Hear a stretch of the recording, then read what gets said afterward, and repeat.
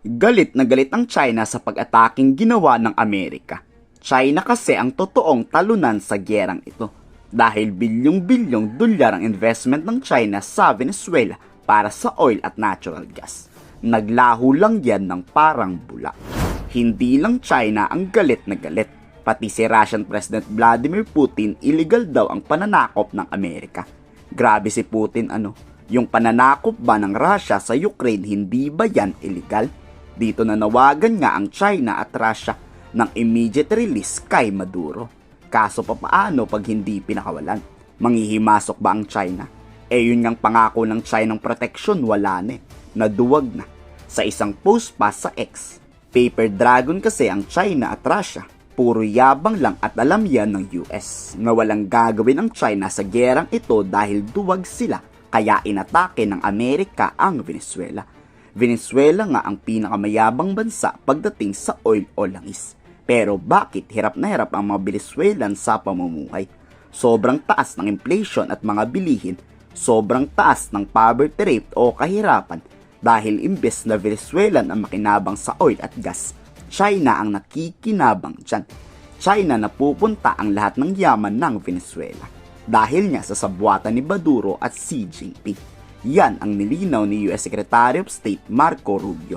Ngayon, tuwan-tuwa ang mga Venezuelan dahil napatalsik nga sa pwesto ang diktador na nagpapahirap sa... We don't need Venezuela's oil. We have plenty of oil in the United States. What we're not going to allow is for the oil industry in Venezuela to be controlled by adversaries of the United States. You have to understand, why does China need their oil? Why does Russia need their oil? Why does Iran need their oil?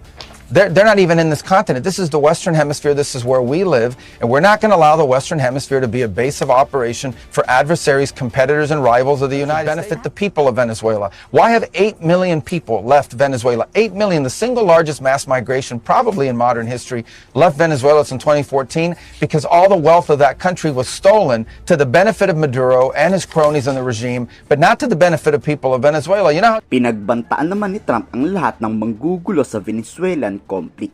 Makakatikim kayo sa Amerika pag nakisali kayo. Patama yan sa China at Russia. Wala tuloy magawa ang China kundi kondinahin na lang si Trump. Walang aksyong ginagawa ang China.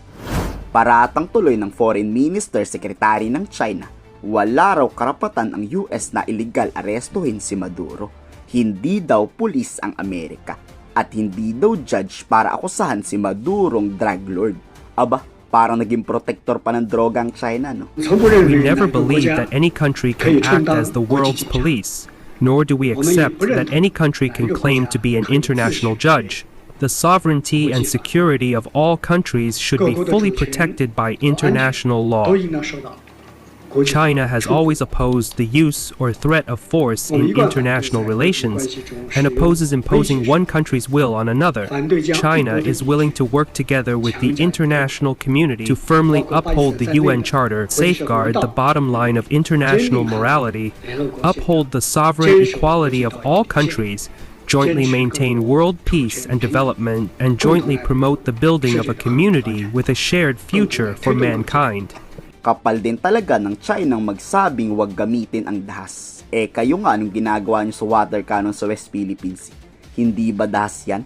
Pasabi-sabi pa kayong irespeto ang international law, hindi nyo nga nire-respeto ang karapatan ng Pilipino mangisda sa teritoryo namin. Amerika hindi nyo kayang bulihin. Yung may hinang bansa lang tulad ng Pilipinas ang kaya nyong kalabanin. Patawa tong China, no? Kayo, anong masasabi nyo sa balitang ito? I-komento sa baba inyong salubin.